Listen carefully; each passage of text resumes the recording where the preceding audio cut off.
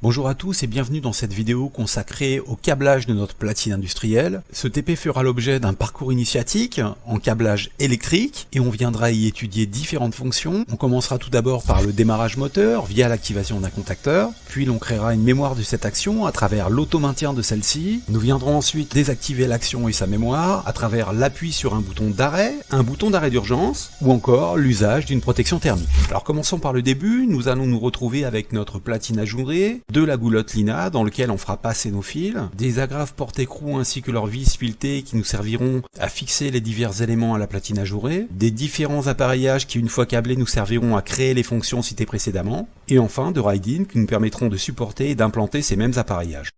Alors commençons tout d'abord par notre platine ajourée, elle sera l'interface de base de tous nos travaux, et le support de tous les appareillages qui nous serviront durant ce parcours initiatique. Une fois cette platine en notre possession, nous allons maintenant l'équiper de goulottes Lina.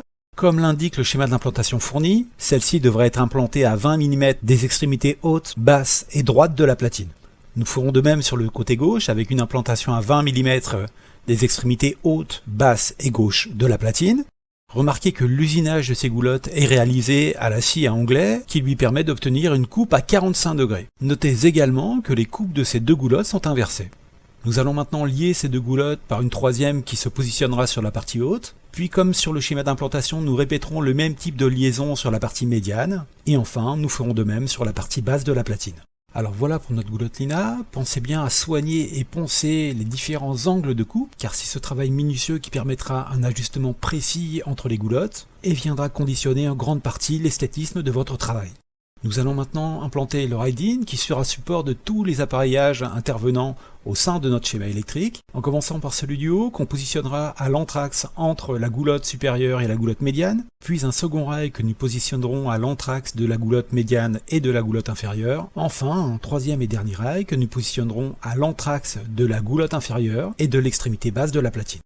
C'en est maintenant fini pour les ride-in, je vous propose de passer maintenant à l'implantation de nos appareillages, en commençant par notre bornier de puissance XP, composé d'une borne terre, jaune-vert, d'une borne de neutre, bleu, et de 6 bornes de puissance, grise. Puis un second bornier XC, qui sera un bornier lié à la commande, celle même qui nous permettra, grâce à un pupitre opérateur muni de boutons poussoirs, d'obtenir les différents états que notre platine prendra durant notre parcours initiatique. Poussons plus loin notre travail à travers l'implantation de notre sectionneur tripolaire porte-fusible Q1, Je vous rappelle que sa fonction est d'isoler électriquement sa partie aval de sa partie amont, permettant ainsi à toute personne habilitée de travailler sur sa partie aval en toute sécurité. Ce sectionneur étant également porte-fusible, il aura donc pour second rôle d'être support de protection contre les surintensités. Pour gérer notre commande, nous allons créer une tension de sécurité grâce à un transformateur abaisseur de tension T1. C'est pourquoi il nous faudra également protéger l'alimentation en amont de T1 et également la tension de sécurité créée en aval de T1. Je vous propose de faire cette opération grâce à deux disjoncteurs sectionneurs Q2 et Q3 qui viendront respectivement protéger le circuit amont et le circuit aval de T1. C'est ce dernier que nous allons implanter maintenant, alors faites bien attention, ce transformateur abaisseur de tension est muni d'enroulements en cuivre qui lui confèrent un poids élevé. C'est pourquoi il faudra vérifier qu'il soit bien arrimé à la platine, car dans le cas d'une chute au sol, sa protection externe viendrait inévitablement se briser. Implantons maintenant notre contacteur moteur KM1, qui aura, je vous le rappelle, pour fonction de distribuer l'énergie de puissance au moteur. C'est en quelque sorte un interrupteur télécommandé qui viendra délivrer au moteur la puissance nécessaire à sa rotation. Continuons maintenant avec le relais thermique F1 qui, je vous le rappelle, sera là pour protéger mon moteur contre d'éventuelles surcharges pouvant mener à sa détérioration. Puis au final, nous implanterons notre pupitre, comme je le disais précédemment, afin d'obtenir les différents états que les appareillages de notre platine devront prendre lors de notre parcours initiatique. Ces différents états sont directement liés aux phases de démarrage et d'arrêt moteur que nous allons provoquer afin de tester le câblage effectué sur notre platine.